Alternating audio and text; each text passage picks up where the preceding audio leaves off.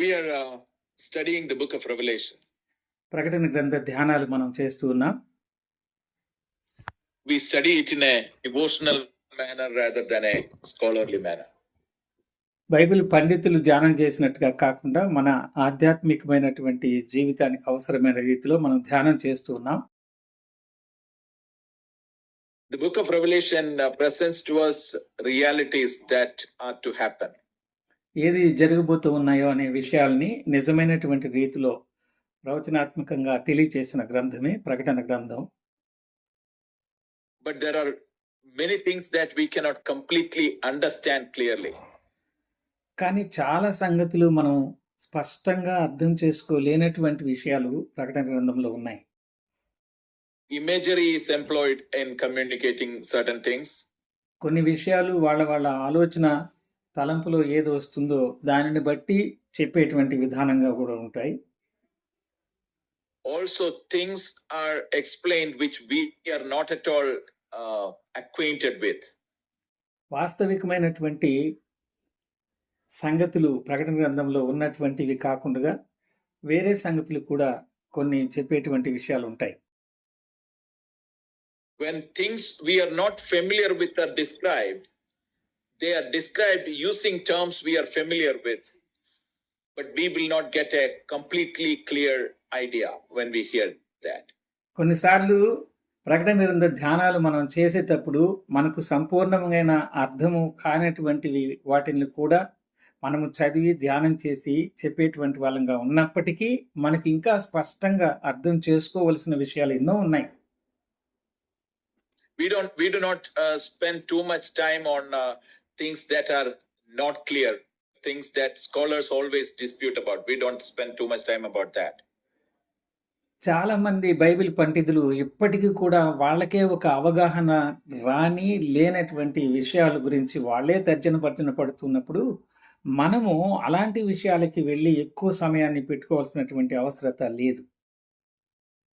We are looking at it with a view to see what is helpful and useful to our Christian life. మన క్రైస్తవ జీవితానికి ఏవైతే ప్రయోజనవంతంగా ఉన్నాయో ఆ రకమైనటువంటి ధ్యానాలు మాత్రమే మనం చూస్తూ ఉన్నాం. And because of that, we will be in between going to other books which are not categorically dealing with what is dealt with in book of Revelation. ఈ రకమైనటువంటి ప్రకటన ధ్యానాలు చేస్తూ ఉంటుండగా ప్రకటన గ్రంథానికి అనుసంధానంగా ఉన్నటువంటి కొన్ని పుస్తకాలు ఉన్నట్లుగా కనబడినా లేనటువంటి వాటి జోలికి కూడా మనం వెళ్ళట్లేదు. We look into the book of Revelation based on the division of the book as seen in verse 19 of chapter 1. మొదటి అధ్యాయంలో 19వ వచనంలో ప్రకటన గ్రంథ ధ్యానాన్ని ముఖ్యమైనటువంటి దర్శన రూపంలో చెప్పినటువంటి సారాంశం అంతటినీ ప్రకటన గ్రంథం మొదటి అధ్యాయము 19వ వచనంలో మనం స్పష్టంగా చూడగలం.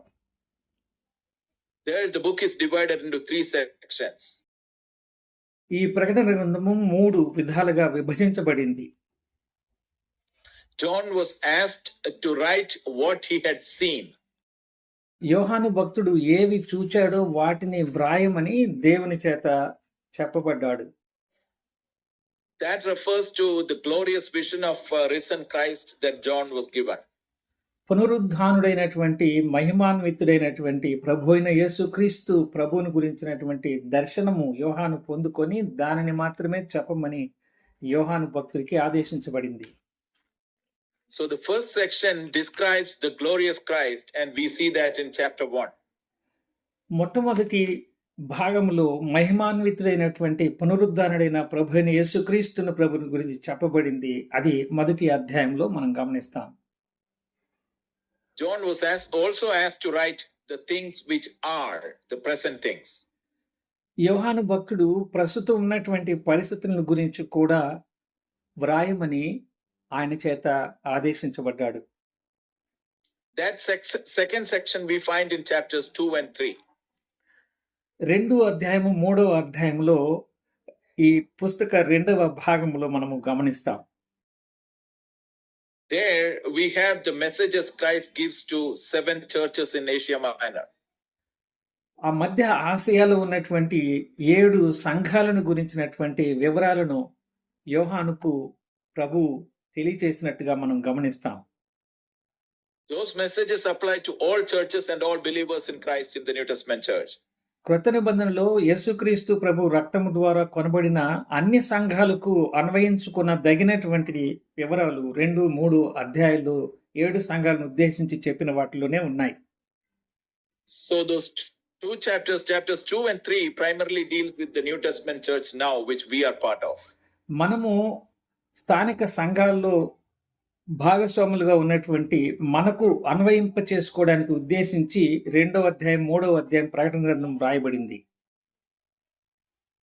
After that, what we have is things that are to happen after the church is raptured from the earth. సంఘము ఎత్తబడిన తరువాత జరగబోయేటువంటి సంభవాలను గురించి తర్వాత వ్రాయబడింది. In chapter 4, we have the explanation, description of the throne room of God in a way we can understand it. ప్రభుని యేసుక్రీస్తు ప్రభు సింహాసనం మీద ఆ కిరీటాలు వీటన్నిటిని ధరించినటువంటి విధానాన్ని గురించి చెప్పబడినటువంటి మాటలు ఉన్నాయి. అవి మనం అర్థం చేసుకోవచ్చు. Also in chapter 5, we have Christ as the Redeemer. 5వ అధ్యాయంలో రక్షకుడుగా విడిపించేవాడుగా మనము చూడగలుగుతాం. Then we have things that will happen after the church is raptured. తర్వాత ఉన్నటువంటి సంగతులు సంఘము ఎత్తబడిన తరువాత జరగబోయేటువంటి సంభవములుగా మనం చూస్తాం. The happenings there do not directly affect us. జరుగుతున్నటువంటి సంగతులు మనకు నేరుగా అన్వయించుకునే దానికి కాదు. But at the same time, we can see the majesty of God there. దేవుని యొక్క ఆ గొప్పదనాన్ని గురించినటువంటి వివరాలు మనకు వర్తించకపోయినా కూడా అందులో మనం గమనించవచ్చు. We can see the fierceness of God there. దేవుని యొక్క ఆ భయంకరత్వాన్ని గురించినటువంటి వివరాలు మనకు నేరుగా చెందకపోయినా అవి మనం చూడవచ్చు. Also, we see God's tender care for his own people in those chapters. ఆ అధ్యాయాల్లో సామాన్యముగా తన భక్తులు విశ్వాసుల పట్ల ఆయనకున్నటువంటి దయార్థమైనటువంటి విధానాన్ని కూడా మనం చూడవచ్చు. So we will focus our eyes on those aspects. మనము ఆ రకమైనటువంటి సంగతుల మీద దృష్టి ఉంచుదాం. Today we are in chapter 10. ఈ రోజున మనము ప్రకటన గ్రంథం 10వ అధ్యాయంలో ఉన్నాం. In chapter 9 we saw till the blowing of the 6th trumpet. 6వ బూర ఊదినప్పుడు జరిగిన సంభవాలను గురించి 9వ అధ్యాయంలో చూచాం. 7th trumpet is mentioned only in the middle of chapter 11. 11వ అధ్యాయం మధ్య భాగంలో 7వ బూరను గురించిన వివరాలు చెప్పబడినాయి. Before that, in chapter 10 and beginning of chapter 11, we have some other vision that John is having. యోహాను భక్తుడు దర్శనం కలిగినటువంటి 10వ అధ్యాయము 11వ అధ్యాయము మొదటి భాగంలో ఏవైతే ఉన్నాయో అవి మనము చూడగలుగుతున్నాం. Today we look at chapter 10 and initially we will read the first 3 verses of chapter 10. ఈ రోజున ప్రకటన గ్రంథం 10వ అధ్యాయము మొదటి 3 వచనములు చదువుకుందాం. బలిష్ఠుడైన వేరొక దూత పరలోకం నుండి దిగివచ్చుట చూచితిని. ఆయన మేఘము ధరించుకొని ఉండెను. ఆయన శిరస్సు మీద ఇంద్రధనస్సుండెను. ఆయన ముఖము సూర్యబింబము వలెను. ఆయన పాదములు అగ్ని స్తంభముల వలెను ఉండెను. ఆయన చేతిలో విప్పబడి ఉన్న యొక్క చిన్న పుస్తకం ఉండెను. ఆయన తన కుడి పాదము సముద్రము మీదను ఎడమ పాదము భూమి మీదను మోపి సింహము గర్జించున్నట్లు గొప్ప శబ్దముతో ఆర్భటించెను. ఆయన ఆర్భటించినప్పుడు 7 ఉరుములు వాటి వాటి శబ్దములు పలికెను. We see a mighty person here. సర్వశక్తి కలిగినటువంటి వ్యక్తిగా దేవుణ్ణి ఇక్కడ మనం చూస్తున్నాం. Now, who is the person referred to in these verses?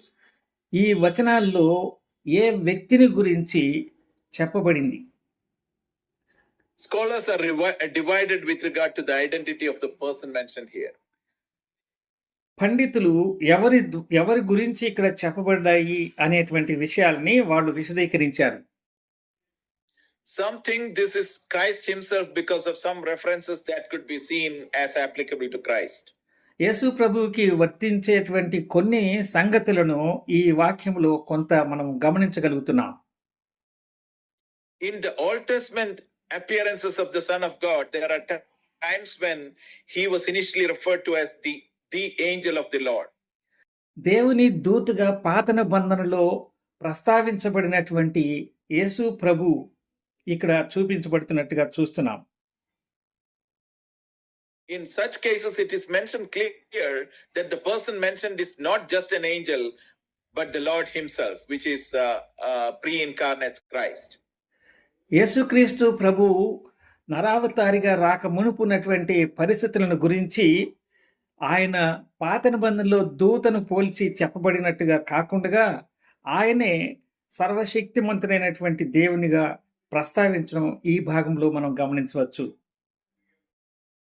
So some scholars think this is similar to that, and the person mentioned is Christ himself. యేసుక్రీస్తు ప్రభు గురించినటువంటి ప్రస్తావన ఏదైతే ఇక్కడ ఉందో అదే బైబిల్ పండితులు కూడా ఒప్పుకుంటున్నట్టుగా మనం గమనించవచ్చు. But there are other scholars who believe that this is just an angel, though a mighty angel. కానీ కొంతమంది బైబిల్ పండితులు కేవలము దూతను గురించి ఈ భాగంలో ప్రస్తావించబడింది, కానీ ఆ శక్తివంతమైనటువంటి దూత అని. They would refer to the fact that this person is referred to as another mighty angel. వాళ్ళు ఒకవేళ ఇంకొక శక్తివంతమైనటువంటి దూతను గురించి ప్రస్తావన జరిగింది అని చెప్తున్నారు. So some think this is Christ, and some think this is a specific angel. కొంత భాగము ప్రత్యేకమైనటువంటి దూతగా, కొంత భాగము క్రీస్తుగా ప్రస్తావన జరిగింది. We do not necessarily come to conclusion one way or other to find applications in our own lives. ఒకే విధానంలో మనము ఈ రెండు రకాల తలంపులను మన అనుదిన జీవితానికి అన్వయించుకునేటట్టుగా చూడాల్సినటువంటి పని ఏమి లేదు. Whether Christ himself or just an angel, what is said clearly points to the absolute authority and might of God.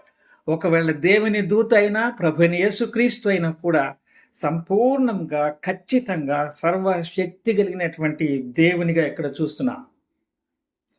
Glorious is the appearance of the person as described. ఇక్కడ వివరించబడినటువంటి వ్యక్తి ఎంత మహిమ కలిగినటువంటి వాడుగా ఉన్నాడో మనం గమనించగలం. His voice is majestic. ఆయన శబ్దము, నోటి శబ్దము ఎంతో అద్భుతమైనటువంటిది. And we read that he set his right foot on the sea and his left foot on the land. ఆయన కుడి పాదము సముద్రము మీదను, ఎడమ పాదము భూమి మీదను మోపినట్లుగా చూస్తున్నాం. This talks about absolute authority. ఈ ప్రస్తావన ఆయనకున్న సంపూర్ణమైనటువంటి సర్వాధికారాన్ని సూచిస్తుంది. If this is Christ, we see the authority he has as God himself, Son of God. ఒకవేళ యేసుక్రీస్తుని గురించే ప్రస్తావన జరిగి ఉన్నట్లయితే సంపూర్ణంగా ఆయనే దేవుడుగా, దేవుని కుమారుడిగా పిలువబడినటువంటి వానిగా మనం చూస్తాం. Even if this is just an angel, again it shows the authority of God, as the angel is the angel of God. ఇది దూతను గురించి ప్రస్తావించబడింది అయినప్పటికీ కూడా, అలాగా అనుకున్నప్పటికీ దేవుని సంబంధించిన సంపూర్ణమైనటువంటి సార్వభౌమాధికారాన్ని సూచిస్తున్నట్టుగా ఈ మాటలు తెలియచేస్తున్నాయి. We are told that this person had a small book open in his hand. తన యొక్క చేతిలో చిన్న పుస్తకాన్ని కలిగినటువంటి వ్యక్తిగా గమనిస్తున్నాం. Then we read, when he cried out, 7 thunders uttered their voices. ఒక్కసారి ఆయన తన స్వరాన్ని విప్పి అరిచినట్లయితే 7 రకములైన ఉరుములు వాటి శబ్దములను పలికినట్టుగా చూస్తున్నాం. About his sound, it said, he cried with a loud voice as when a lion roars. భూమి అరిచేటంతగా ఆయన నోటి స్వరము ఉంది. Majestic is the person. గొప్ప వ్యక్తి ఆయన. And when the 7 thunder sounded, it looks like John understood what is being said. 7 ఉరుములు వాటి శబ్దములు వినిపించినప్పుడు ఏమి జరుగుతుంది అని యోహాను భక్తుడు చూచాడు. John was inclined to write what we heard, but he was forbidden from writing it. ఏమి జరుగుతుందో వ్రాయడానికి యోహాను భక్తుడు ప్రయత్నం చేశాడు, కానీ అక్కడ ఏం జరుగుతుందని వ్రాయలేనటువంటి పరిస్థితిలో ఆయన ఆశ్చర్యపోతున్నట్టు విధానాన్ని చూస్తున్నాం. We see that in Revelation 10 and 4, where we read, now when the 7 thunders uttered their voices, I was about to write, but I heard a voice from heaven saying to me, seal up the things which the 7 thunders uttered and do not write them. 4వ వచనంలో ఆ 7 ఉరుములు పలికినప్పుడు నేను వ్రాయబోచుండగా 7 ఉరుములు పలికిన సంగతులను ముద్రవేయుము, వాటిని వ్రాయవద్దని పరలోకము నుండి ఒక స్వరము పలుకుట వింటిని అంటున్నాడు. In chapter 1 and verse 11, John was told to write what he was seeing. ఏది చూస్తున్నాడో దాన్ని వ్రాయమని ప్రకటన గ్రంథం 1వ అధ్యాయం 1వ వచనం 11వ వచనంలో దేవుని చేత ఆదేశించబడినాడు. So evidently John was asked to write this revelation, write the book of Revelation. యోహాను భక్తుడు వ్రాయడానికి ఒక మూలాధారముగా ఈ యొక్క ప్రకటన గ్రంథము ఉంది. But when we come to chapter 10 and verse 4, he is told, seal up the things which the 7 thunders uttered and do not write them. కానీ 10వ అధ్యాయం 4వ వచనానికి వచ్చినప్పుడు ఆ సంగతులను గురించి 7 ఉరుములు పలికిన సంగతులను ముద్రవేయము, కానీ వాటిని వ్రాయవద్దు అని పరలోకము నుండి ఒక స్వరాన్ని యోహాను భక్తుడు విన్నాడు. The reason might be that it was not a time to reveal what he heard. ఈ సమయంలో ఏమి జరిగింది అనే విషయాన్ని ప్రత్యక్షం చేయడము అంత అవసరం లేదు అని చూస్తున్నాడు. We see something similar in Daniel chapter 12. 12వ అధ్యాయం దానియేలు గ్రంథంలో ఇదే విధమైనటువంటి విషయాన్ని మనము గమనించగలం. In Daniel chapter 12 and verse 9 we read, and he said, go your way, Daniel, for the words are closed up and sealed till the time of the end.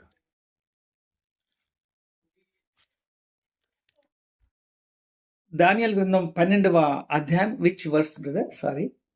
9. 9వ వచనం చూస్తే దానియేలు గ్రంథం 12వ అధ్యాయం 9వ వచనం, అతడు ఈ సంగతులు అంత్యకాలము వరకు మరుగుగా ఉండునట్లు ముద్రింపబడినవి గనుక దానియేలు నీవు ఓరకుండుమని చెప్పెను. There Daniel did not understand all that was said. ఏమి చెప్పబడ్డాయో దానియేలు ఆ సమయంలో అర్థం కాలేదు. But he was told, go your way, Daniel, for the words are closed up and sealed till the time of the end. కానీ దానియేలు ఎలాగున ఆదేశించబడ్డాడంటే సంగతులు వాటి సమయములో జరుగుతాయి, అంత్యకాలం వరకు మరుగుగా ఉంటాయి, వాటిని ముద్రించబడినవిగా ఉంటాయి, కానీ వాటి విషయమై నీవు ఊరకుండుమని చెప్పబడ్డాడు. It is a similar instruction that is given to John. అదే విధమైనటువంటి ఆదేశాన్ని యోహాను భక్తుడికి కూడా దేవుడు ఇచ్చాడు. Now we have a practical lesson here that we should follow God's timings and purposes even when we serve the living God. జీవము కలిగిన దేవుని మనము సేవించే వాళ్ళముగా ఉన్నప్పటికీ దేవుని యొక్క సమయాలు మన జీవితంలో ఎప్పుడు ఎలాగున ఉంటాయి అనేటువంటి విషయాన్ని మనం ఎదురు చూడాల్సినటువంటి వారంగా ఉన్నట్టు ఈ ధ్యానం ద్వారా ప్రబోధించబడుతున్నాం. John was initially told to write the vision he was seeing. యోహాను భక్తుడు ఏమి చూస్తున్నాడో దానిని వ్రాయమని ఆదేశించబడ్డాడు. Yet at a point when he was about to write something, he was told, "Don't write, seal it up." చూచిన వాటిని వ్రాసేటువంటి ఆ సమయములో వెంటనే వ్రాయవద్దు, మరుగుగా ఉంచుము అని బోధించబడ్డాడు. That indicates to us that we must follow the timings and purposes of God even when we do the things of God. దేవుని పనులు చేస్తున్నప్పటికీ కూడా దేవుని సమయాన్ని, ఆయన చేసే విధానాన్ని మనము గమనించి ఆయనకు అప్పగించుకొని ఎదురు చూడాల్సిన వారంగా బోధించబడుతున్నాం. We will look at certain other New Testament portions to see this point more clearly. క్రొత్త నిబంధనలో మరికొన్ని వాక్య భాగాలను గురించి ఈ విషయాన్ని అర్థం చేసుకోవడానికి మనము గమనించవచ్చు. First we'll read from Mark's Gospel chapter 8. Mark సువార్త 8వ అధ్యాయంలో చూడవచ్చు. మొదటిగా Let us read Mark 8, 29 and 30. 29వ వచనం నుంచి 9వ వచనం 29, 30 వచనాలు. అందుకైన మీరైతే నేను ఎవడని చెప్పుచున్నారని వారిని అడుగగా, పేతురు నీవు క్రీస్తు అని ఆయనతో చెప్పెను.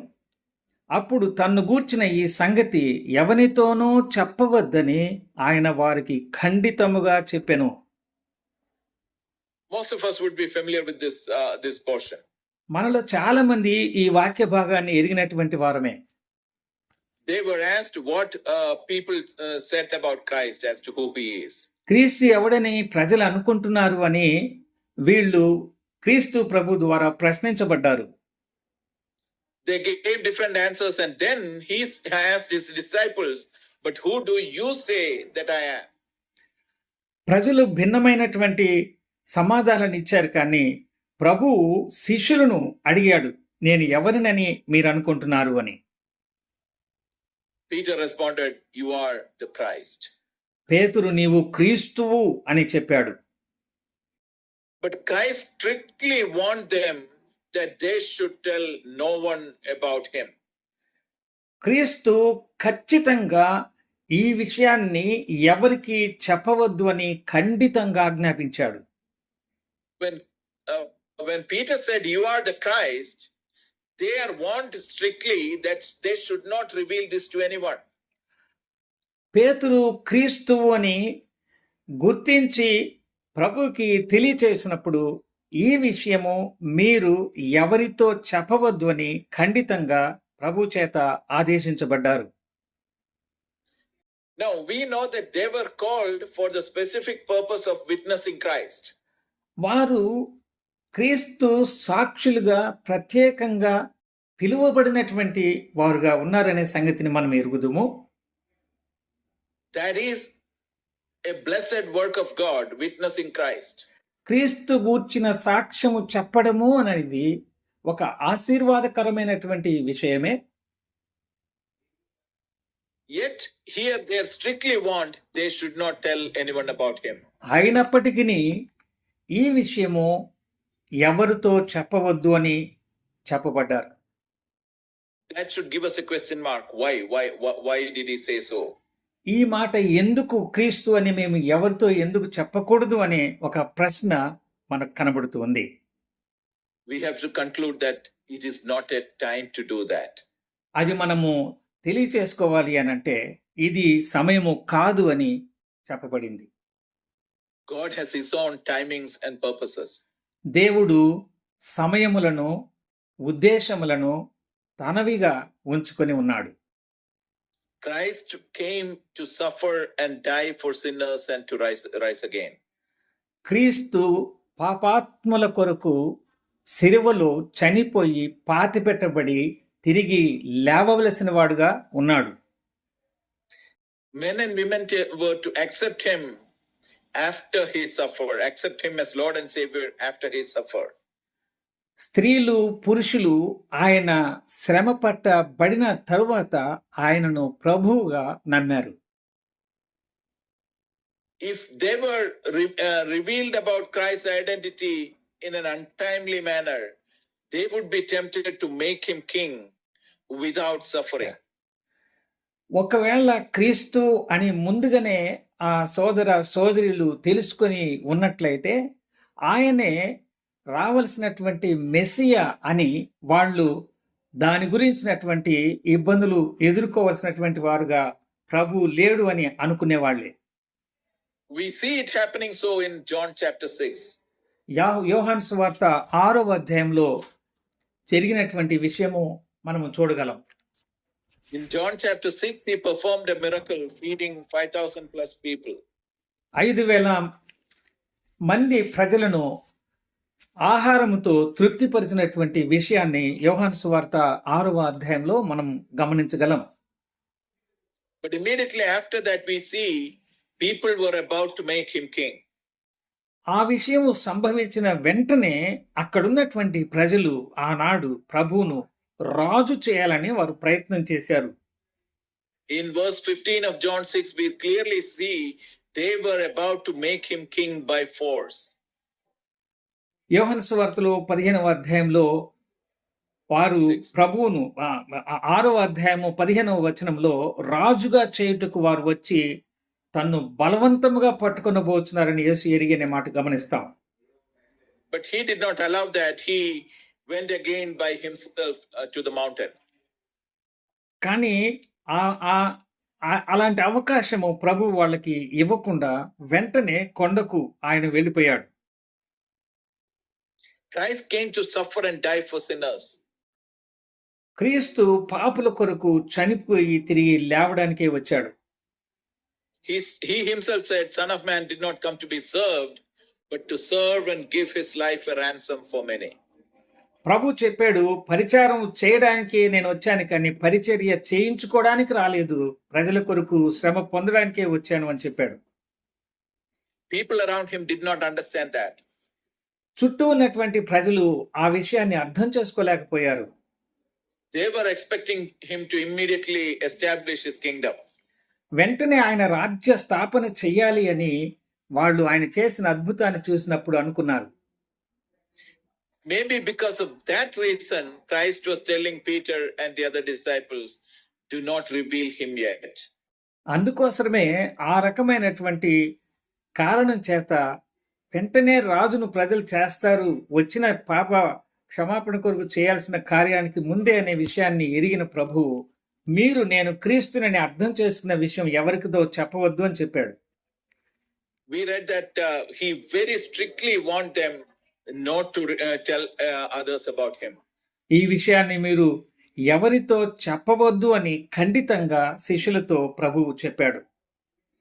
So we must remember, even when we serve the living God, one way or other, we follow his timing and purpose.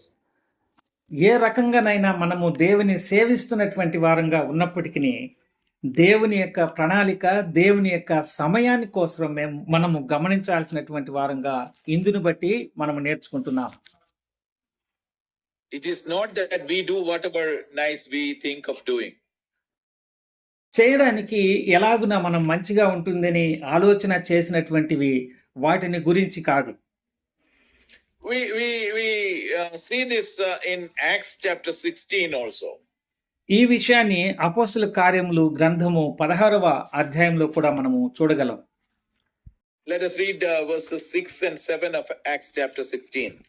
అపోస్తలుల కార్యముల గ్రంథము 16వ అధ్యాయము 6, 7 వచనములు మనము గమనిద్దాం. ఆసియాలో వాక్యము చెప్పకూడదని పరిశుద్ధాత్మ వారిని ఆటంకపరిచినందున వారు ఫ్రుగియా, గలతియా ప్రదేశముల ద్వారా వెళ్ళిరి. ముసియా దగ్గరకు వచ్చి బితూనియకు వెళ్ళుటకు ప్రయత్నము చేసిరి గాని యేసు యొక్క ఆత్మ వారిని వెళ్ళనీయలేదు. This also may be a very familiar portion to most of us. మనలో ఉన్న చాలా మందికి బాగా తెలిసినటువంటి వాక్య భాగంగా ఉంది ఇది కూడా. Here we see them traveling places and preaching gospel. ఇక్కడ మనం చూస్తున్నాము సువార్త ప్రకటన చేసుకుంటూ ప్రయాణం చేస్తూ ఉన్నటువంటి సువార్త యాత్రగా గమనిస్తున్నాం. But we read in verse 6, when they had gone through Phrygia and the regions of Galatia, they were forbidden by the Holy Spirit to preach the word in Asia. దేవుని సువార్త ప్రకటిస్తూ వెళ్తూ ఉన్నటువంటి తన సేవకులను ఈ ఫ్రుగియా బితూనియాకు వెళ్ళడానికి ప్రయత్నం చేసిన అక్కడికి పరిశుద్ధాత్ముడు వెళ్ళనీయలేదు. It should surprise us that the Spirit of God forbade them from preaching the word of God. ఇది దేవుని సువార్తను ప్రకటన చేసేటువంటి విషయంలో పరిశుద్ధాత్ముడు చెప్పనివ్వకపోవడం అనేది ఆశ్చర్యానికి గురి చేసేటువంటి అంశమే. But we can understand that it was not God's time to present gospel in that particular area. ఆ ప్రత్యేకమైనటువంటి ప్రాంతంలో క్రీస్తు సువార్త వ్యాప్తి చేసే క్రమంలో చెప్పడము అనేటువంటిది ఆ సమయంలో సరైనటువంటిది కాదు అని పరిశుద్ధాత్ముని యొక్క ఉద్దేశ్యం. In verse 7 we read, after they had come to Mysia, they tried to go into Bithynia, but the Spirit did not permit them. ఆ వెంటనే మనం 7వ వచనంలో చూస్తున్నాము, ముసియా దగ్గరకు వచ్చి బితూనియాకు వెళ్తుకు ప్రయత్నం చేసిరు గాని యేసు యొక్క ఆత్మ వారిని వెళ్ళనీయలేదు అనే మాట.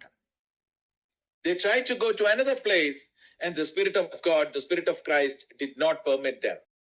అక్కడికి వెళ్ళడానికి వేరే ప్రదేశానికి వెళ్ళడానికి ప్రయత్నం చేసినా కానీ యేసు యొక్క ఆత్మ వారిని వెళ్ళనీయలేదు.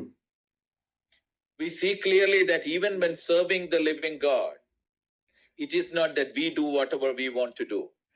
జీవం కలిగిన దేవునిని సేవించే సేవకులుగా మనం ఉన్నప్పటికీ మనము ఏది చేయకూడదు అనేటువంటి విషయాలను దేవుని చేత చెప్పబడేటువంటి వారంగా ఉంటాం. He is absolutely sovereign. His purposes are sovereign and he is seriously involved in what we do. ఆయన అన్ని విషయాల్లో సార్వభౌమాధికారం కలిగినటువంటి వాడుగా ఉన్నాడు. ఆయన ఇష్టము ఏమి, ఎక్కడ, ఎప్పుడు మన ద్వారా చేయించాలి అనేటువంటి విషయం సమస్తము ఆయనే ఉంటున్నాడు, నడిపించేవాడు. We must acknowledge this fact in our lives, day-to-day lives, and also in our work of the gospel. మనము చేసే ఆ సువార్త పని విషయంలో అనుదిన జీవితంలో ఈ విషయాన్ని గ్రహించి ఆ ప్రకారంగా ఉండాల్సినటువంటి అవసరత ఉంది. We must always rely on the Lord and depend on his guidance on whatever we get involved in. ఏ విషయంలో మనము ప్రమేయం కలిగి ఉన్నప్పటికీ అన్ని విషయాల్లో మన యొక్క హృదయము, మన తలంపులు, మనం చేసే పని జీవమలిన దేవుని దృష్టి ఎదుట యథార్థముగా ఉండాల్సిన అవసరత ఉంది. Always things may not be clear to us, but we must wait on him and follow his guidance. అన్ని విషయాల్లో కూడా మనకు ఏది స్పష్టత ఉన్నట్టుగా కనిపించదు, కానీ కేవలము దేవుని యొక్క నడుపుదలను మాత్రమే మనం పొందడానికి ప్రయత్నం చేసే వాళ్ళంగా ఉండాలి. So that is what we saw in Revelation 10 also. John was about to write what he saw, what he heard, but he was forbidden from writing it. అదే విషయాన్ని ప్రకటన గ్రంథం 10వ అధ్యాయంలో యోహాను భక్తుడు ఆ శబ్దాలను దృష్టితో చూచాడు, విన్నాడు, కానీ వాటిని వ్రాయడానికి ప్రారంభం చేసేటప్పుడు వ్రాయవద్దు అని చెప్పబడ్డాడు. We will come back to Revelation chapter 10. We will read from verses 5 to 7. తిరిగి ప్రకటన గ్రంథం 10వ అధ్యాయానికి వచ్చి 5, 6, 7 వచనములు మనము చదువుకుందాం. మరియు సముద్రము మీదను భూమి మీదను నిలిచి ఉండగా నేను చూచిన ఆ దూత తన కుడి చెయ్యి ఆకాశము తట్టు ఎత్తి పరలోకమును అందులో ఉన్న వాటిని, భూమిని అందులో ఉన్న వాటిని, సముద్రమును అందులో ఉన్న వాటిని సృష్టించి యుగ యుగములు జీవించుచున్న వాని తోడు ఒట్టు పెట్టుకొని ఇక ఆలస్యం ఉండదు గాని 7వ దూత పలుకు దినములలో అతడు బోర ఊదబోవుచుండగా దేవుడు తన దాసులకు ప్రవక్తలకు తెలిపిన సువార్త ప్రకారము దేవుని మర్మము సమాప్తమగునని చెప్పెను. The reference made to God here is not worthy. One second, brother. 1 second. Yeah. Okay.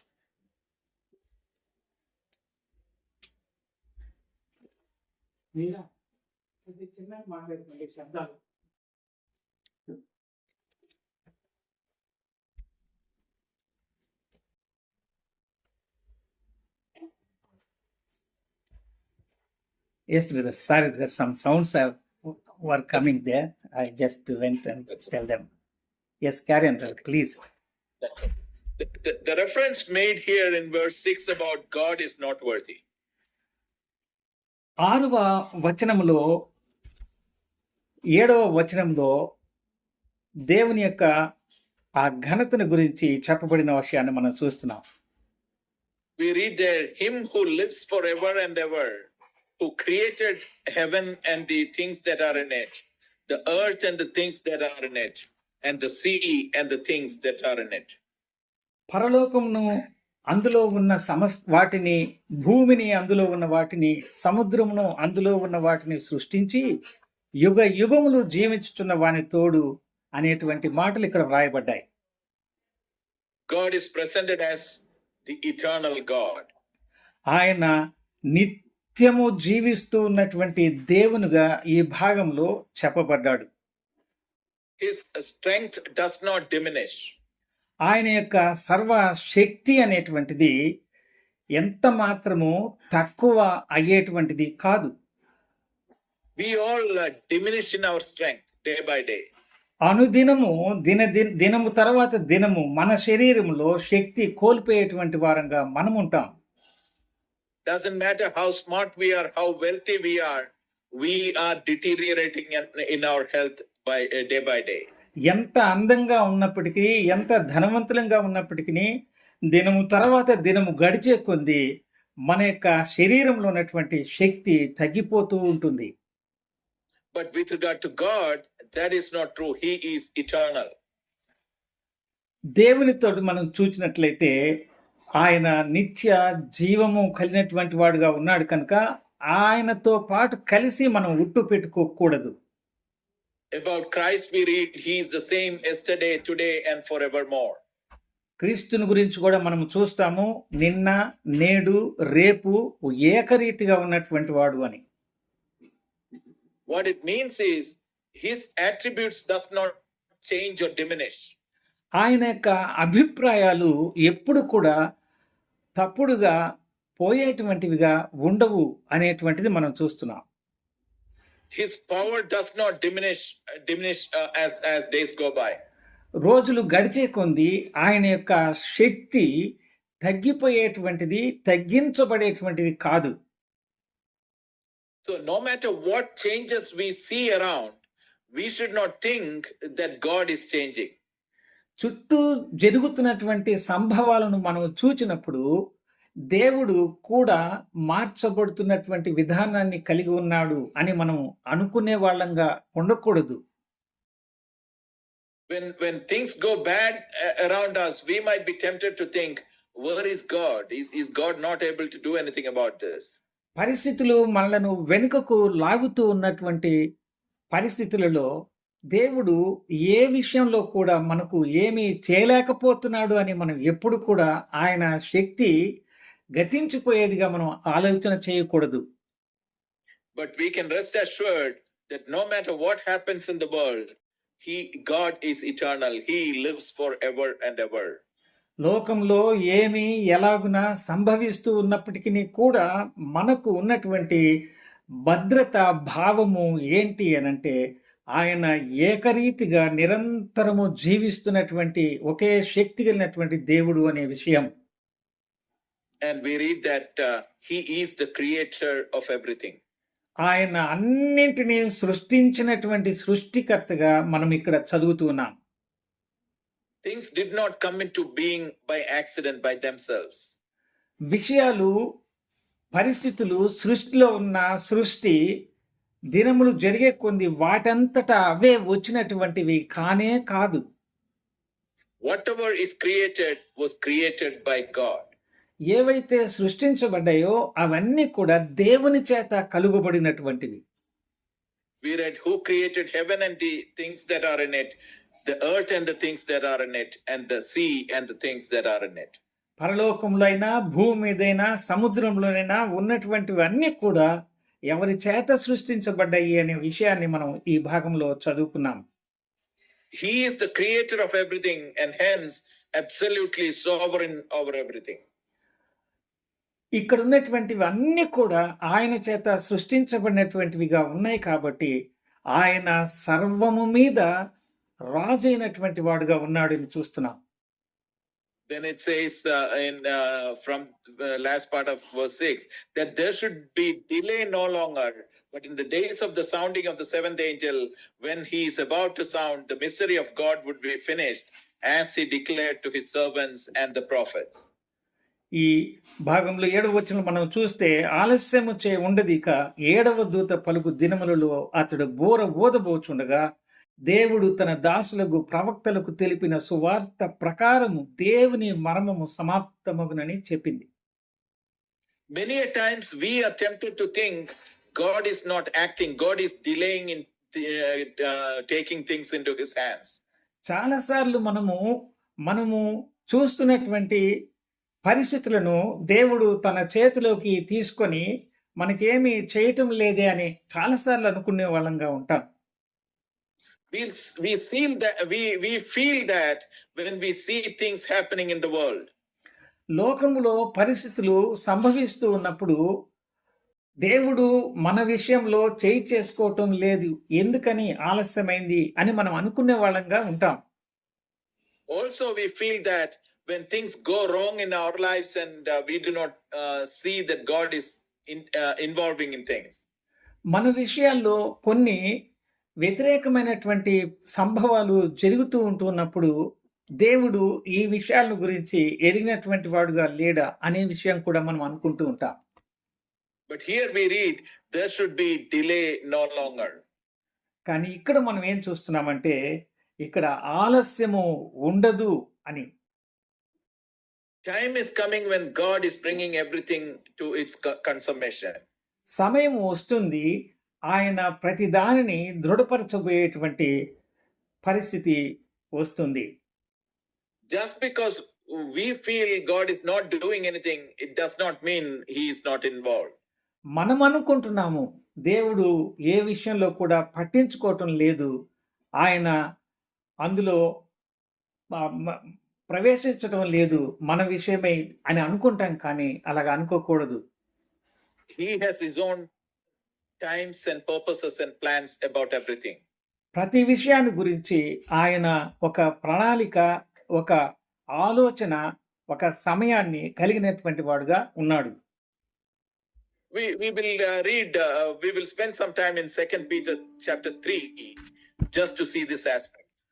ఈ విషయాన్ని గురించినటువంటి మాటలను 2వ పేతురు పత్రిక 3వ అధ్యాయంలో మనము గమనించగలం. To start, we will read the first two verses, the 2 Peter chapter 3 and verses 1 and 2. 2వ పేతురు పత్రిక 3వ అధ్యాయం మొదటి 2 వచనములు చదువుకుందాం. ప్రియులారా, ఈ 2వ పత్రిక మీకు ఇప్పుడు వ్రాయుచున్నాను. పరిశుద్ధ ప్రవక్తల చేత పూర్వమందు పలుకబడిన మాటలను, ప్రభువైన రక్షకుడు మీ అపోస్తలుల ద్వారా ఇచ్చిన ఆజ్ఞను మీరు జ్ఞాపకము చేసుకొనవలనను విషయమును మీకు జ్ఞాపకము చేసి నిర్మలమైన మీ మనస్సులను రేపుచున్నాను. Evidently, this is written to those who believe in Christ. క్రీస్తును అంగీకరించినటువంటి వాళ్ళకి అవును అని నిర్ధారణ చేసేటువంటివిగా ఉండేటట్లు ఈ మాటలు వ్రాయబడ్డాయి. The words are written to sincere believers in Christ. నిజమైనటువంటి క్రీస్తు విశ్వాసులుగా ఉన్నటువంటి వారిని ఉద్దేశించి వారి కొరకు వ్రాసినటువంటి మాటలు. Because the writer says here in his epistles, I stir up your pure minds by way of reminder. నేను మీకు చెప్పబడినటువంటి ఈ విషయాలని జ్ఞాపకము చేస్తూ మీ యొక్క మనసులను రేపేవాడనుగా ఉన్నాను అని తెలియచేస్తున్నాడు. Then he says that you may be mindful of the words which were spoken before by the holy prophets. ముందున్నటువంటి పరిశుద్ధ ప్రవక్తల ద్వారా పూర్వముందు పలుకుబడినటువంటి ఆ మాటలను యేసు ప్రభు ద్వారా అపోస్తలులకు ఇచ్చిన ఆజ్ఞలను మీరు జ్ఞాపకం చేసుకొని మీ మనసులో స్థిరత్వం కలిగి ఉండాలనే విషయాన్ని మీకు నేను జ్ఞాపకం చేస్తున్నానని పేతురు భక్తుడు రాస్తున్నాడు. So these words are written to encourage them, reminding them what was said by the holy prophets before. ముందుగా పరిశుద్ధ ప్రవక్తల ద్వారా చెప్పబడినటువంటి విషయాలు ఎలాగున నెరవేర్చబడుతున్నాయో అనేటువంటి విషయాలను జ్ఞాపకం చేసుకోవడం ద్వారా వారి యొక్క విశ్వాసములో ఈ జ్ఞాపకాలు వారిని ప్రోత్సాహపరిచేటట్టుగా పేతురు భక్తుడు తెలియచేస్తున్నాడు. The reason for doing that is there arises men and women who will deny and scoff at the promises of God. దేవుని యొక్క వాగ్దానాలను గురించినటువంటి ఆ ఆలస్యాన్ని గురించి మరిచిపోయేటువంటి విషయాలను గురించి ఉన్నటువంటి విశ్వాసుల యొక్క నిర్మలమైనటువంటి వారి మనస్సులను ఈ మాటలు జ్ఞాపకం చేయడం ద్వారా వారిని రేపడము ద్వారా వారు ప్రోత్సాహపరిచేట్టుగా ఈ సంగతులు తెలియచేయబడ్డాయి. In verses 3 and 4 we read, knowing this first, that scoffers will come in the last days, walking according to their own lusts, and saying, where is the promise of his coming? For since the fathers fell asleep, all things continue as they were from the beginning of creation. ఈ విషయాలు చెప్తూ 3-4 వచనములలో అంత్య దినములలో అపహాసకులు అపహసించుచు వచ్చి తమ స్వకీయ దురాశల చొప్పున నడుచుకొనుచు ఆయన రాకడను గూర్చిన వాగ్దానమే మాయను, పితరులు నిద్రించినది మొదలుకొని సమస్తమును సృష్టి ఆరంభముననున్నట్టే నిలిచి ఉన్నదే గాని చెప్పుదురని మొదట మీరు తెలుసుకొనవలెను. There are scoffers who live according to their own lusts. వారి యొక్క ఆ అపహాసకులు అనేటువంటి వాళ్ళు వాళ్ళ దురాశలను బట్టే వాళ్ళు నడుచుకున్నారు. They are asking, where is the promise of his coming? వాళ్ళు అడుగుతున్నారు, ఆయన ఎక్కడ వస్తాడు ప్రవక్త అని. They think everything is going in circles in the world. వాళ్ళు లోకంలో ఏం జరుగుతున్నాయో అవన్నీ అలాగనే జరుగుతూ ఉంటాయి అనేటువంటి విషయాన్ని వాళ్ళు ఆలోచన చేస్తూ ఉన్నారు. It is all the same, nothing is happening. There is no God. That is their thinking. సామాన్యంగా లోకంలో జరిగేటి అన్ని జరుగుతూనే ఉన్నాయి అనేటువంటి విషయాన్ని వాళ్ళు మాట్లాడుకుంటూ ఆయన రాకడ గురించిన వాగ్దానం ఏమైంది, ఏమి కావటం లేదు అని తెలియజేస్తున్నారు. But Peter says their thinking is completely wrong. కానీ వాళ్ళు ఆలోచన చేసే ఆలోచన విధానము సంపూర్ణంగా తప్పు అని పేతురు గారు ఖండిస్తున్నాడు. They are forgetting the fact that God is the creator of everything. సమస్తాన్ని సృష్టించినటువంటి వానిగా దేవుని గురించిన విషయాన్ని వాళ్ళు మరిచిపోయేవాళ్ళుగా ఉన్నారు. They are forgetting the fact that the ancient world was subject to judgment by the living God. ఆ పురాతన కాలంలో ఉన్నటువంటి వారు తీర్పుకు సిద్ధపరచబడినటువంటి వారుగా ఉన్నారు అనేటువంటి విషయాన్ని వీళ్ళు మర్చిపోతూ ఉంటున్నారు. They are intentionally forgetting these things that they may live godless lives on earth. ఈ విషయాల్ని వాళ్ళు ఉద్దేశపూర్వకముగా దేవుడు లేనటువంటి విధానాన్ని కలిగి ఉన్నాము అనేది ఆలోచన చేస్తూ ఉన్నారు. And they are willfully forgetting the fact that God is going to judge the world. Sorry, brother.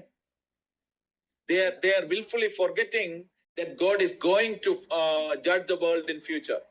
భవిష్యత్తులో దేవుడు తీర్పు తీర్చబోతున్నాడు అనేటువంటి విషయాన్ని వాళ్ళు ఇష్టపూర్తిగా మరిచిపోయేటువంటి వాళ్ళుగా ఉన్నారు.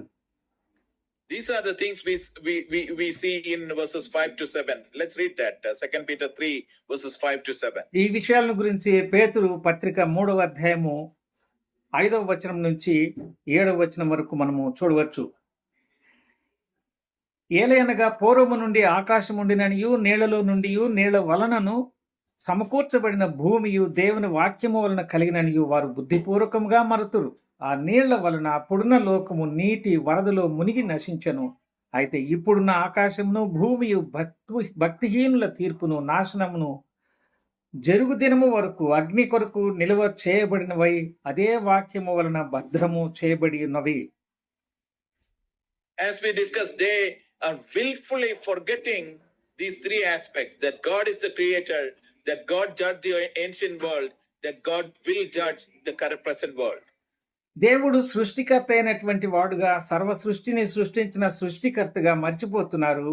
దేవుడు భక్తిహీనులను తీర్పు తీరుస్తున్నాడు అనేటువంటి విషయాన్ని మర్చిపోతూ ఉంటున్నాడు. రాబోయే దినాల్లో భక్తిహీనుల యొక్క ఆ తీర్పు ఎంత భయంకరంగా ఉంటుంది అనే విషయాన్ని కూడా వీళ్ళు మర్చిపోయేటువంటి వాళ్ళుగా ఉంటున్నారు. Then verse 8 and 9 shows that the way we see time and the way eternal God looks at it are completely different. తర్వాత 8-9 వచనాలు మనం చూస్తే మనం అనుకునేటువంటి వాటికి దేవుని యొక్క ఆలోచనకి సంపూర్తిగా భిన్నంగా ఉన్నాయి అనేటువంటి మాటల్ని చూస్తున్నాం. Let's read those two verses 8 and 9. 8-9 వచనాలు మనం చూద్దాం. ప్రియులారా, ఒక సంగతి మరచిపోకుడి, ఏమనగా ప్రభు దృష్టికి ఒక దినము 1000 సంవత్సరముల వలెను, 1000 సంవత్సరములు ఒక దినము వలెను ఉన్నవి. కొందరు ఆలస్యమని ఎంచుకొనున్నట్లు ప్రభు తన వాగ్దానమును గూర్చి ఆలస్యము చేయవాడు కాడు గాని, ఎవడునూ నశింపవలనని ఇచ్చయింపక అందరూ మారు మనసు పొందవలనని కోరుచు మీ ఎడల దీర్ఘ శాంతము గలవాడై ఉన్నాడు. What he said there is, to the Lord, one day is as 1,000 years. ప్రభు దినానికి ఒక్క దినము 1000 సంవత్సరముల వలె ఉంది అని ఈ భాగంలో మనము చదువుకుంటున్నాం. Meaning God's ability and view of time is so different from ours. దేవుని సర్వశక్తి, ఆయనకున్నటువంటి సమయము అదంతా కూడా ఆయన చేతిలో ఉన్నటువంటిదిగా మనము చూస్తున్నాం. What we can accomplish in 1,000 years, God can accomplish in a day. మనము 1000 సంవత్సరములు పూర్తి చేసేది ఆయన ఒక్క రోజులోనే 1000 సంవత్సరములు పూర్తి చేయగలడు. And God is not in a hurry like we are. For him, 1,000 years is as one day. మనలాగా హడావుడిగా ఉండేవాడు దేవుడు కాదు. ఆయనకు 1000 సంవత్సరములు ఒక్క రోజే కదా అన్నట్లుగా ఉంటాయి. So in verse 9 it says, instead of getting discouraged seeing it as a delay on the part of God, let us see it as an opportunity to mend our ways. 9వ వచనంలో మనము చూడడానికి ఆయన ఆలస్యం చేస్తున్నటువంటి వాడుగా ఉన్నాడు, కానీ ఇది ఒక మంచి అవకాశంగా తీసుకొని ఆయన దీర్ఘ శాంతం కలిగినటువంటి వాడుగా మారు మనసు పొందడానికి అనుకూలత ఇచ్చేవాడుగా ఉన్నాడనే విషయాన్ని మనం గమనిస్తాం. Those who are not saved must see this as an opportunity for them to turn to Christ and be saved. ఆలస్యం ఎందుకు అనంటే, అందరూ మారు మనసు పొందవలసినటువంటి వారుగా ఉన్నవారు మారు మనసు పొందడానికి ఒక ప్రత్యేకమైన మంచి అవకాశాన్ని ఇవ్వడానికి దేవుడు దీర్ఘ శాంతం కలవాడే ఉన్నాడు అని చూస్తున్నాం. Those who are believers must see this as an opportunity to draw closer to God and live a more holy life. విశ్వాసము ఉంచినటువంటి వారుగా ఉంటూ ఆయన కొరకు ఎదురు చూస్తున్నటువంటి వాళ్ళు కూడా విశ్వాసులుగా ఉంటూ పరిశుద్ధమైన పవిత్రమైన జీవితాన్ని కొనసాగించడానికి ప్రోత్సాహకరంగా ఒక అవకాశంగా తమ యొక్క విశ్వాసాన్ని బాగు చేసుకుంటూ నడిచే అవకాశాన్ని కల్పించేదిగా ఆయన దీర్ఘ శాంతం ఆలస్యం అనేది చూస్తాం. In verses 14 and 15 there, 2 Peter 3:14 and 15, we are asked to make best use of the time. ఇలాంటి పరిస్థితుల్లో 14వ అధ్యాయం 15వ వచనం మనం చదువుకున్నట్లయితే, ప్రియులారా, వీటి కొరకు మీరు కనిపెట్టువారు గనుక శాంతము గలవారై ఆయన దృష్టికి నిష్కళంకులుగాను నిందారహితులుగాను కనబడినట్లు జాగ్రత్త పడుడి, మరియు మన ప్రభు యొక్క దీర్ఘ శాంతము రక్షణార్థమైనదని ఎంచుకొనుడి. అలాగూ మన ప్రియ సహోదరుడైన పౌలు కూడా తనకు అనుగ్రహింపబడిన జ్ఞానము చొప్పున మీకు వ్రాసి ఉన్నాడు. So when we feel that nothing is happening, and when scoffers are saying nothing is happening, we must be wise enough to see the time as opportunity for us to draw closer to God and live a life acceptable to Him.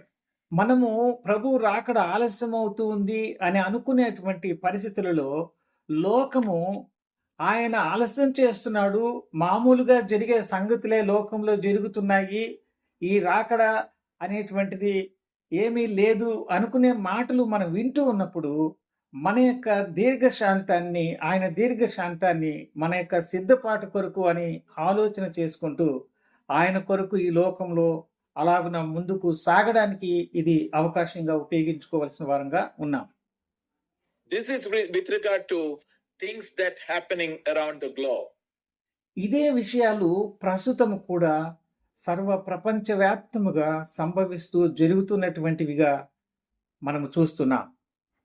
But with regard to things that happen personally in our own lives, also we should have the same attitude.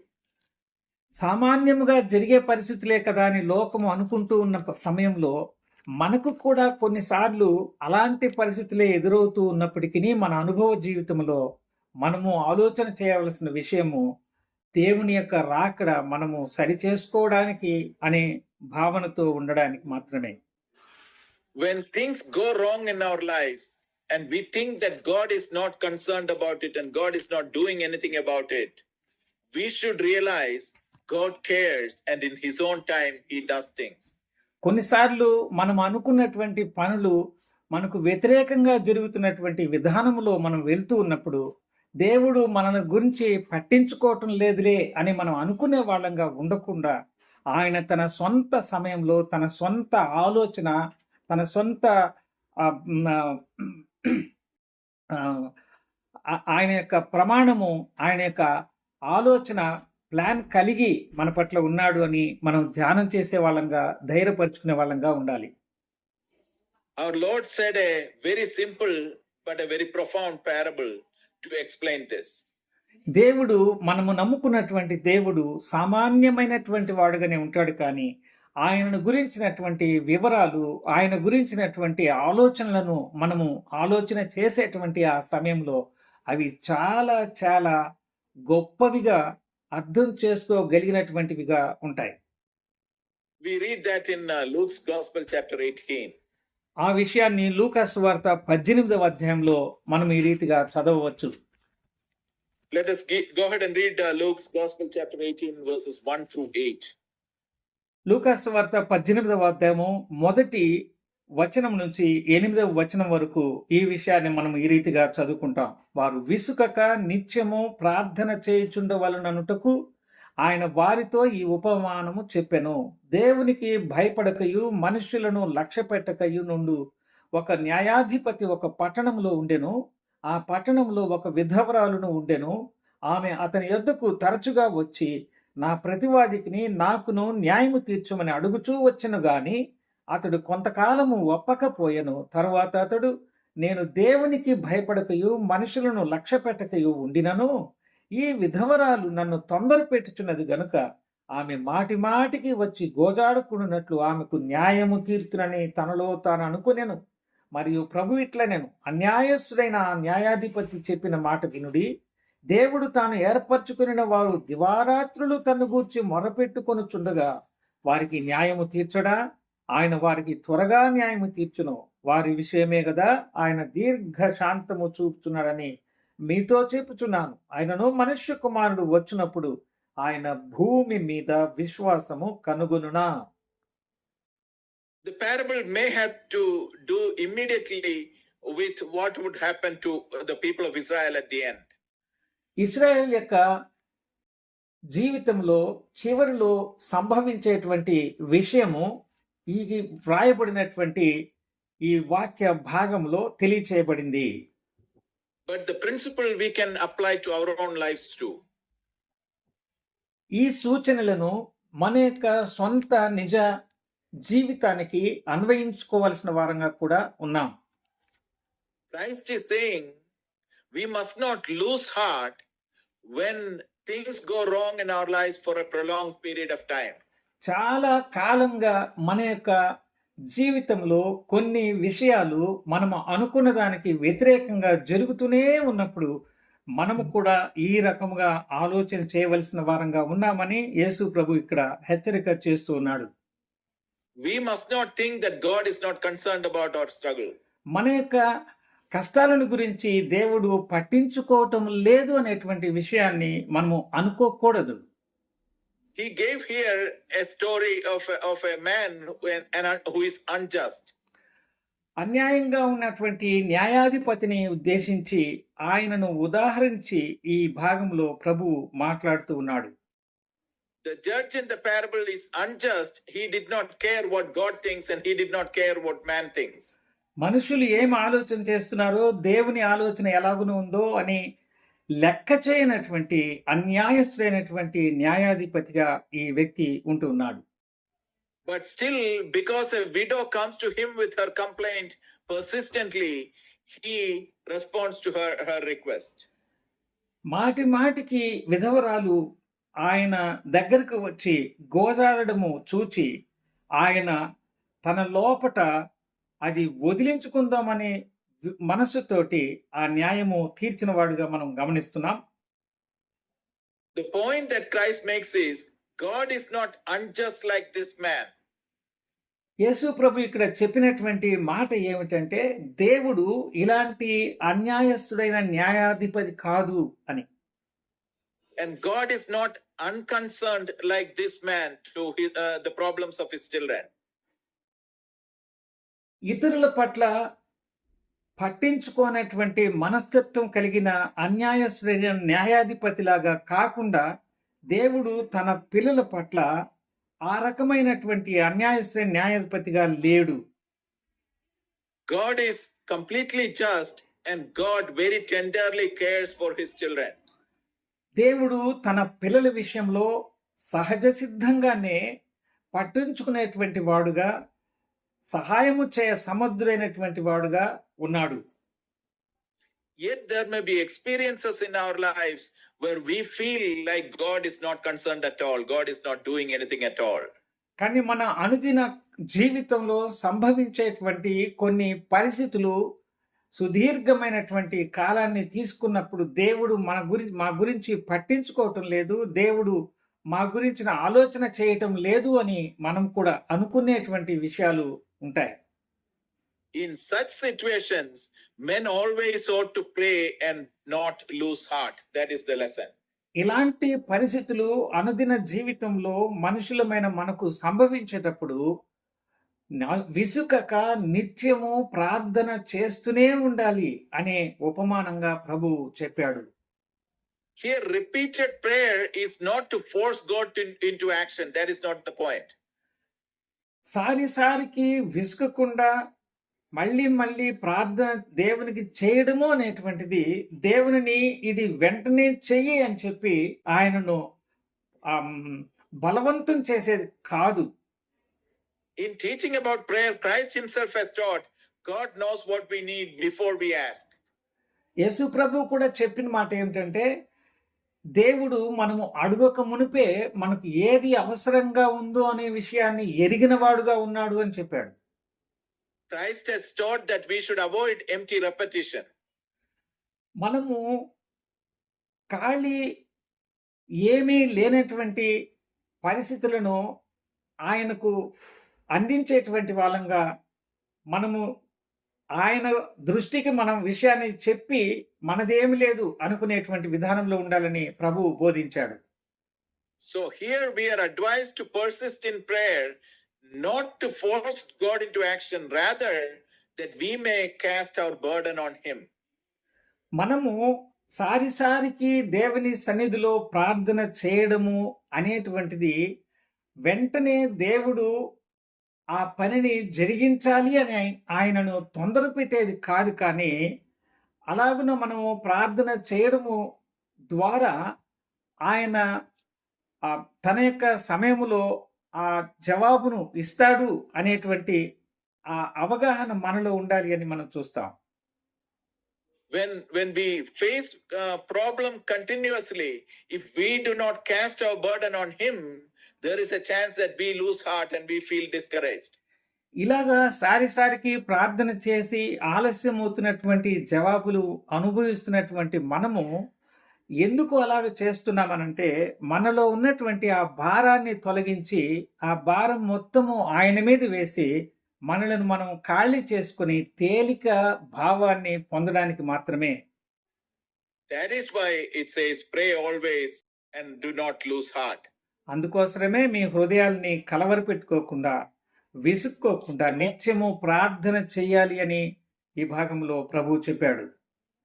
The point is, even when we feel things are delayed and God is not acting, God cares for us. He acts in His own time.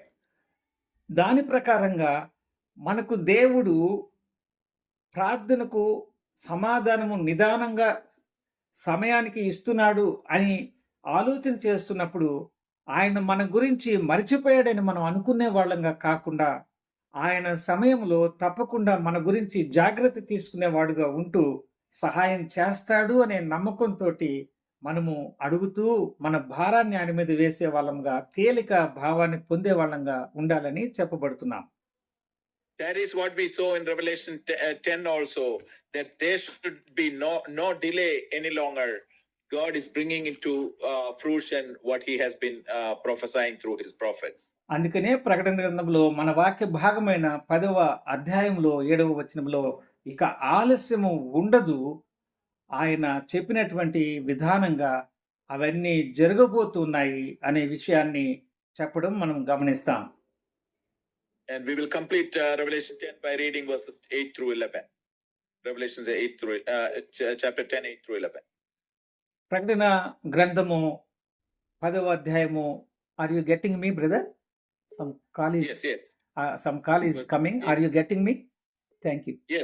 Thank you. ప్రకటన గ్రంథం ముగింపులో 10వ అధ్యాయం 8వ వచనం నుంచి చివరి వరకు చదువుకుందాం. Until the end. అంతటా పరలోకము నుండి నేను వినిన స్వరము మరలా నాతో మాట్లాడుచు, నీవు వెళ్ళి సముద్రము మీదను భూమి మీదను నిలిచియున్న ఆ దూత చేతిలో విప్పబడి ఉన్న ఆ చిన్న పుస్తకము తీసుకొనుమని చెప్పుట వింటిని. నేను ఆ దూత యొద్దకు వెళ్ళి ఈ చిన్న పుస్తకము నాకు ఇమ్మని అడుగగా, ఆయన దాన్ని తీసుకొని తినివేయుము, అది నీ కడుపుకు చేదగును గాని నీ నోటికి తేనె వలె మధురముగా ఉండునని వారితో చెప్పెను. అంతట నేను ఆ చిన్న పుస్తకమును దూత చేతిలో నుండి తీసుకొని దానిని తినివేసి తిని, అది నా నోటికి తేనె వలె మధురంగా ఉండెను గాని నేను దానిని తినివేసిన తరువాత నా కడుపుకు చేదాయను. అప్పుడు వారు, నీవు ప్రజలను గూర్చియు జనములను గూర్చియు ఆయా భాషలు మాట్లాడు వారిని గూర్చియు అనేక మంది రాజులను గూర్చియు మరలా ప్రవచింపనగత్యమని నాతో చెప్పిరి. We read earlier that the angel had a little book open in his hands.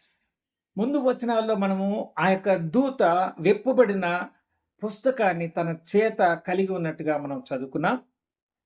John is asked to go and get it. యోహాను భక్తుడు వెళ్ళి ఆ పుస్తకాన్ని తీసుకొనమని చెప్పబడ్డాడు.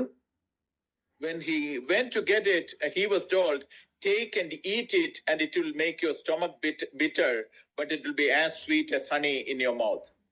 ఆయన వెళ్ళి ఆ చిన్న పుస్తకాన్ని తీసుకొని దానిని తినమని చెప్పడాన్ని మనం చూస్తున్నాము. అది కడుపుకు చేదవుతుంది కానీ నోటికి తేనె వలె మధురంగా ఉంటుందని చెప్పాడు.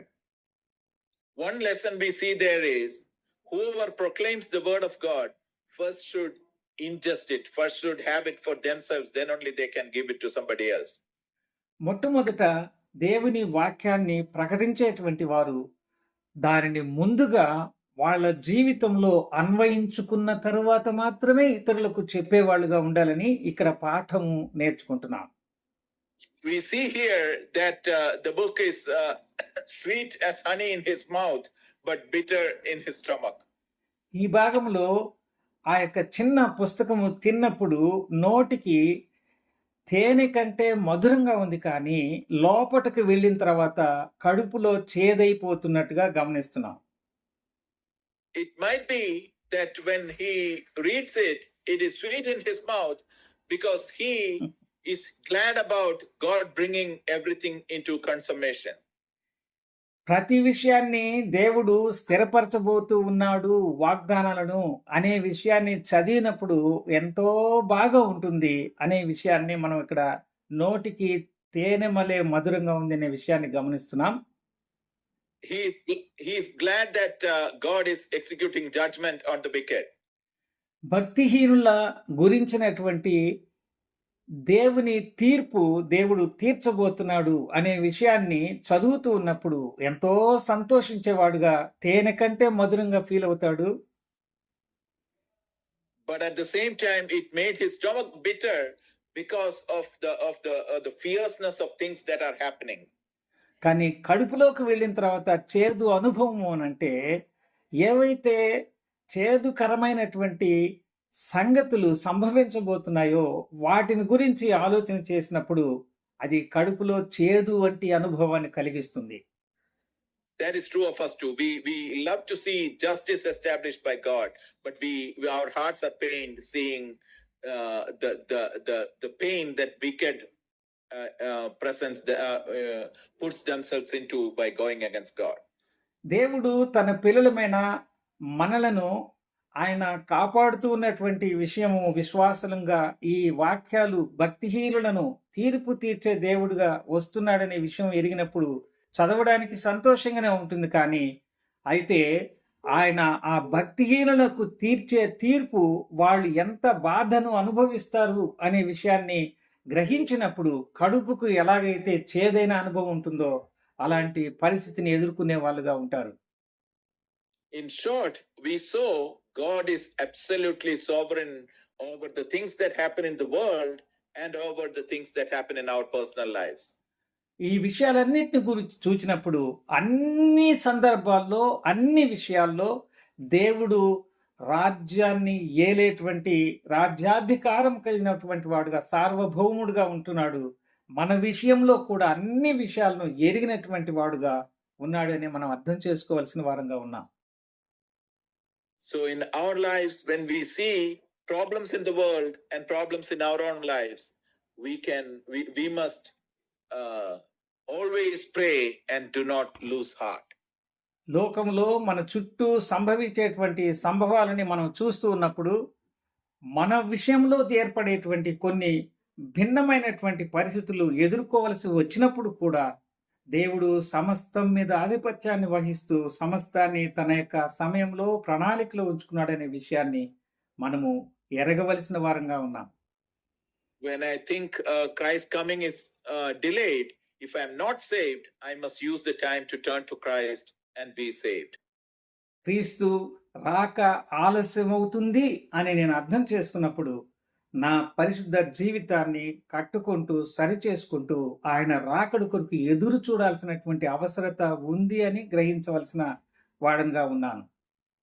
All of us who are saved may use the time that God extends to us to draw closer to him and live more holy lives on earth. ప్రభువును నమ్మిన మనమందరం కూడా ప్రభు యొక్క రాకడ ఆలస్యము అయ్యే కొద్ది ఆయనకు అన్ని విషయాల్లో పవిత్రత విషయాల్లో ఆయనకు సమీపంగా మనము కావడానికి ఈ సమయాన్ని ఉపయోగించుకుంటూ ఆయనకు చెందవలసినటువంటి గౌరవాన్ని ఘనతను ఆయనకు చెందేటట్లుగా మనం చూడవలసిన అవసరత ఉంది. May God bless us with these thoughts. Thank you.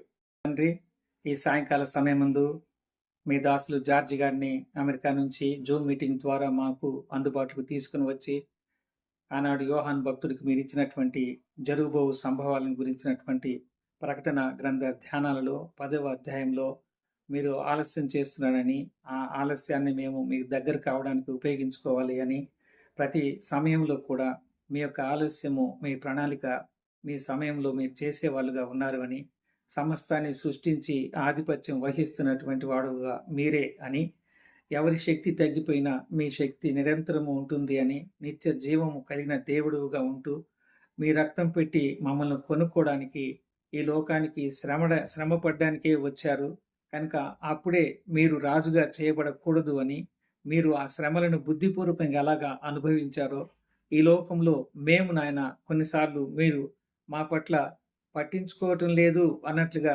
ఎన్నోసార్లు ప్రార్థన చేసిన అంశాలు అలాగనే ఉన్నా కానీ మేము దీర్ఘ శాంతం వహిస్తూ ప్రార్థిస్తూనే ఉంటూ దాని ద్వారా మా బరువు మీ మీద వేసి నాయన తేలికపాటు భావాన్ని కలిగి ఈ లోకంలో జీవించాలి అని మేము ఆలోచన చేస్తూ సొంత ప్రణాళికలు వేసుకుంటూ సువార్త సేవ చేసే వాళ్ళంగా కాకుండా మాకు నచ్చినట్టుగా కాకుండా మీ యొక్క నడుపుదలను గమనిస్తూ ఎదురు చూస్తూ మీతో నడుస్తూ మీరు చెప్పినటువంటి విధానంలో మీ సువార్త ఏ స్థలంలో ఎక్కడ ఎప్పుడు అనేది సమస్తాన్ని మీ మీద బాధ్యత పెట్టి ఆ రీతిగా మేము ఈ లోకంలో మిమ్మల్ని సేవించాలని మాకు తెలియజేసిన స్పష్టమైన మీ వాక్య తలంపుల కొరకై మీకు కృతజ్ఞతలు తెలియచేసుకుంటూ మీ దాసుని ఆయన కుటుంబాన్ని పరిచర్యను ఇంకా విస్తరించి అభివృద్ధి పరచమని వచ్చే శనివారం నాయన వారికి ఉన్నటువంటి ఆ యొక్క కార్యక్రమాల్లో కూడా మీ సహాయాన్ని అందించమని మీ చిత్తమైతే మరి ఒక శనివారం ఈ రీతిగా మేము కూడుకొని ఈ ప్రకటన గ్రంథ ధ్యానం చేయడానికి సహాయపడమని మిగిలినటువంటి దినాల్లో జరుగుతున్న కార్యక్రమాలను నడిపిస్తున్నటువంటి ప్రభాకర్ గారిని కుటుంబాన్ని సంఘాన్ని చేరువస్తున్న సేవకులను పెద్దలను కుటుంబాలను కూడా దీవించాలని కోరుకుంటూ మా అవసరాలన్నీ కూడా మీ సమయంలో తీరుస్తారని మీ పట్ల ఉన్న నమ్మకాన్ని విశ్వాసాన్ని మేము కలిగి ముందుకు సాగడానికి కృప పాలిస్తారని కోరుకుంటూ మీ దీవెన ఆశీర్వాదాలతో మమ్మల్ని నింపమని అడుగుకు మరిచిన ప్రతి ఈవిని మాకు అనుగ్రహించుమని ఏ కొరత లేకుండా కాపాడమని యేసుక్రీస్తు ప్రభు పేరట స్తోత్రములు చెల్లించుకుంటూ ప్రార్థిస్తున్నాము తండ్రి ఆమేన్. Amen.